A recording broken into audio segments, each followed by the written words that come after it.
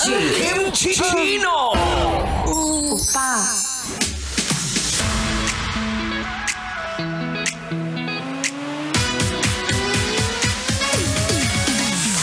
Bagong taon, bagong pag-asa para humarurot sa pagharot. Huy!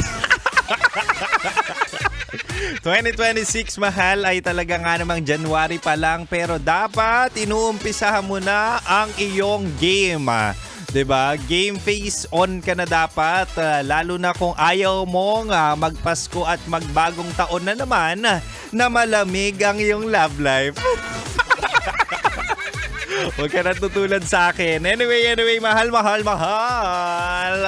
Ako to, mahal, ang spicy opa mo sa radyo na kapag natikman mo, hahanap-hanapin mo. Ako to, DJ Kim Chino. Makakasama mo ko. Ano yung sa'yo?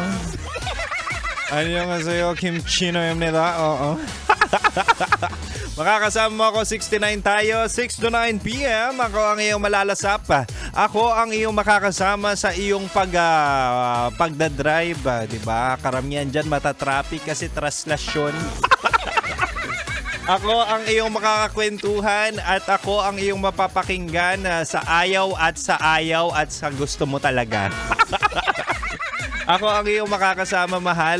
Huwag ka mag-alala. Malay mo, di ba? Malay mo, ang mga sinasabi ni Kim Chino ang sagot sa love life mong nauuhaw at tagtuyot.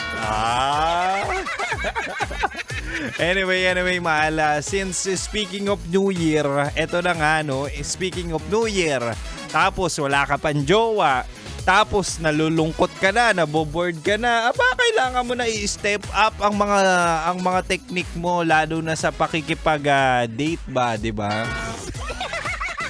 Kaya naman tonight sa ating Chinitox, usapang pag-ibig mula sa chinito ng buhay mo, ibibigay ko ang 3 tips para magka-jowa this 2026. Talaga nga naman. Sana itong mga tips na to ay talaga nga namang sundan mo. At syempre, susundan ko rin. Tapos mag-update na lang tayo kung effective. Anyway, mahal, ang unang tip para magka-jowa this 2026 ay i-level up ang iyong energy. Diba? Hindi yung puro aesthetic ka lang. At the end of the day, mahal, iba yung meron ka na nga face card, masarap ka na nga, tapos meron ka pang performance level. Uy, ang hirap nun makikipag-date ka tapos puro itsura lang ang iyong bala. Wala kang personality, wala kang good habits, wala kang kalatoy-latoy. 'Di ba? Paano ka magugustuhan ng jowa mo? Hindi naman all of the time ay kailangang maganda lang sa paningin or maganda lang sa mata. At the end of the day, iba pa rin ang hagod kapag may energy. Oy, may energy makipag-date, di ba? Alam nga namang makikipag-date ka, sabihin mo, oy, gusto kita. Tapos kuluntoy ang inyong pag-uusap. Ibang usapan na yun. Hindi mag-i-enjoy ang ka-partner or ka-date mo kapag wala kang performance level, di ba? Hindi, gaya mo si Kim Chino. Araw-araw yan may energy, kaya may ka-69 ka gabi-gabi. 6 to 9 p.m., di ba? Kaya ka-6 to 9 p.m. mo ako kagabi-gabi. Ayan na naman tayo. Pag ako talaga na wala ng trabaho, kakaisip nyo kung anong 6 to 9 na yan 6 to 9 p.m. Diba? Anyway, mahal, isa pa lang yan sa aking bala para naman magka-jowa tayo this 2026 at talaga nga namang hindi tayo uuwing zero bago matapos ang taon na ito.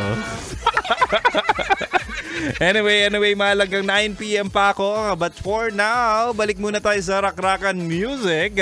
Katulad nga ng sabi ni parokya ni Edgar, no? Dapat jumawa ka ng marunong alamin or pahalagahan ka. Katulad ng kanta nila na halaga. Diba? Anyway, mahal, dito ka lang sa 90.7 Love Radio Manila. Kailangan pa bang i-memorize yan? Basic! Vision